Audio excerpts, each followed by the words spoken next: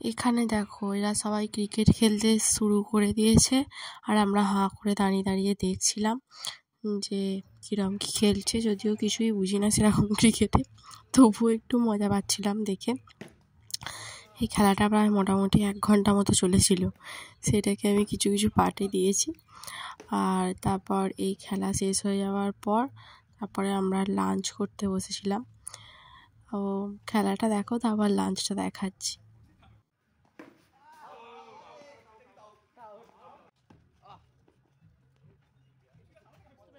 এই যে আমরা খেতে বসে পড়েছি, আর এদের রান্না এতই ভালো হয়েছিল যে আমি খেতে খেতে ভুলেই যাচ্ছিলাম যে আমাকে ভিডিও করতে হবে। মাঝে মাঝে যখন মনে পড়ছিল তখন আবার ভিডিওটা করে নিচ্ছিলাম।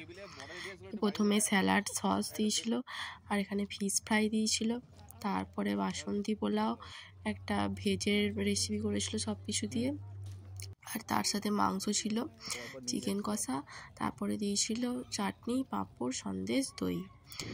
তারপরে খাওয়া দাওয়া হয়ে যাওয়ার পর আমরা এখানে ওরগ্রামের জঙ্গলটা একটু ঘুরতে বেরিয়েছিলাম। এখান দিয়ে একটা রাস্তা আছে যাওয়ার, সেই রাস্তাটা দিয়ে ওরগ্রামের জঙ্গলটা ঘুরছিল। আজকের ভিডিও এখানেই শেষ, দেখা হবে নেক্সট ভিডিওতে। টাটা, সবাই ভালো থেকো।